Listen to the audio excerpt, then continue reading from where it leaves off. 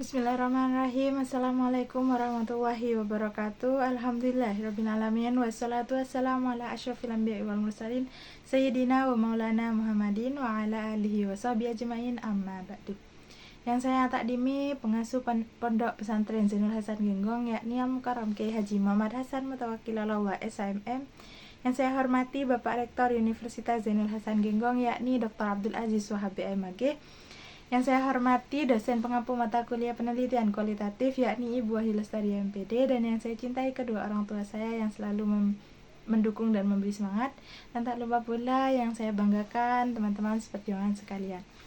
Baik, di sini saya akan mempresentasikan materi bab ketiga, yaitu jenis-jenis penelitian kualitatif.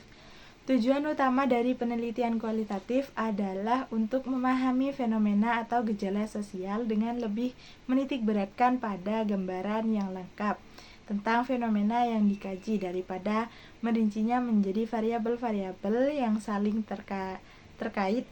Hal ini dilakukan agar diperoleh pemahaman yang mendalam tentang fenomena untuk selanjutnya dan dihasilkannya sebuah teori. Nah, di sini ada 5 jenis penelitian kualitatif. Langsung saja ke yang pertama, yaitu biografi.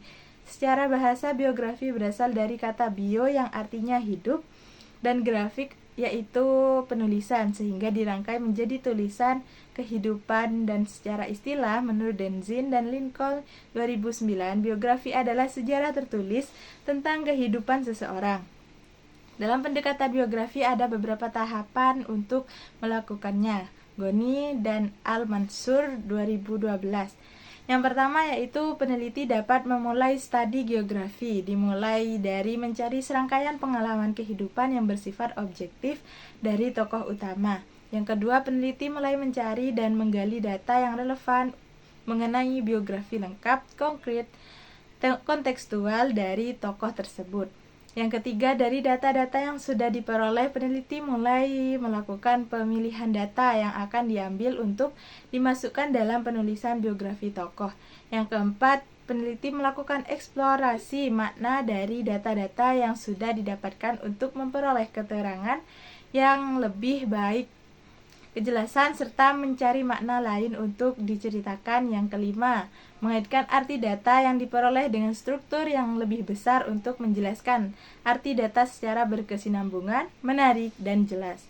Dalam model biografi, hal yang menjadi fokus penelitian adalah kehidupan secara keseluruhan atau beberapa fase kehidupan dari seorang individu yang dianggap biasa, khas, menarik, dan luar biasa. Yang selanjutnya ada fenomenologi. Fenomenologi merupakan salah satu jenis metode penelitian kualitatif yang diaplikasikan untuk menggali dan mengungkap kesamaan makna dari sebuah konsep atau fenomena yang menjadi pengalaman hidup sekelompok individu. Salah satu poin penting yang menjadi kelebihan studi fenomenologis adalah pengalaman yang tersembunyi di dalam aspek filosofi dan psikologis individu dapat terungkap melalui narasi, sehingga peneliti dan pembaca seolah dapat mengerti pengalaman hidup yang dialami oleh subjek peneliti.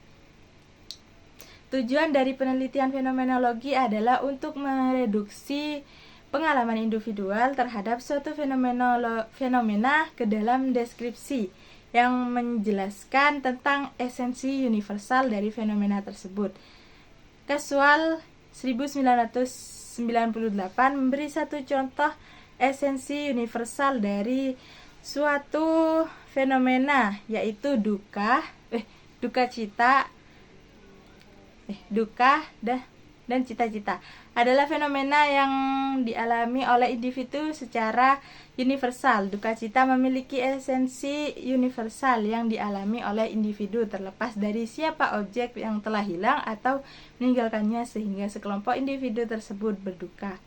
Selanjutnya, grounded theory. Penelitian grounded theory adalah suatu model dalam penelitian kualitatif dan bersifat konseptual atau teori sebagai hasil pemikiran induktif, bukan hasil pengembangan teori yang telah ada.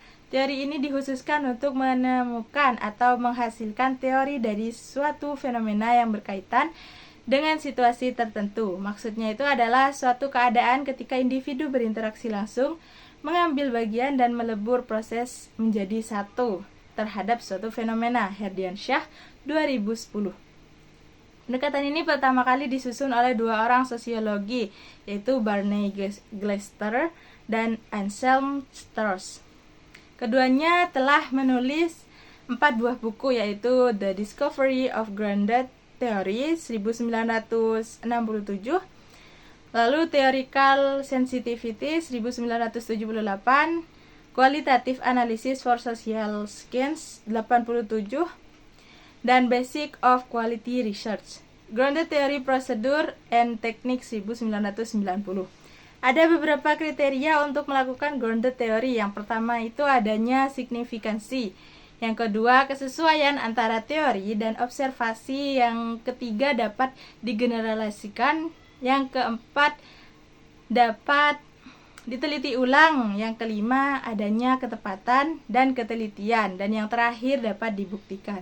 Nah, lanjut ke poin selanjutnya, yaitu etnografi. Etnografi merupakan suatu penelitian yang difokuskan pada penjelasan deskriptif dan interpretasi terhadap budaya dan sistem sosial suatu kelompok atau suatu masyarakat tertentu melalui pengamatan dan penghayatan langsung terhadap kelompok masyarakat yang diteliti. Yang difokuskan dalam penelitian ini adalah pada kelompok atau suatu masyarakat melalui pengamatan dan penelitian secara langsung terhadap kelompok yang bersangkutan. Herdiansyah 2010. Etnografi merupakan suatu studi yang sangat mendalam tentang perilaku yang terjadi secara alami di sebuah budaya atau sebuah kelompok sosial tertentu untuk memahami sebuah budaya dari sisi pandang pelakunya. Tidak seperti jenis penelitian kualitatif yang lain di mana lazimnya data dianalisis setelah selesai pengumpulan data di lapangan. Data penelitian etnografi ini dianalisis di lapangan sesuai konteks atau situasi yang terjadi pada saat data dikumpulkan. Penelitian etnografi ini bersifat antropologis karena akar-akar metodologinya dari antropologi. Nah, selanjutnya ke poin terakhir, yaitu studi kasus.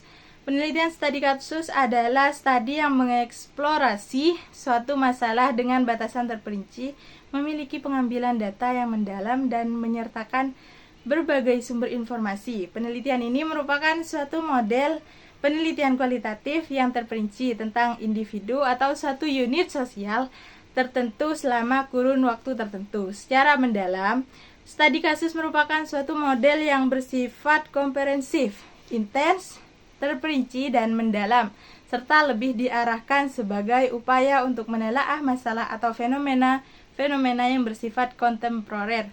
Herdiansyah 2010.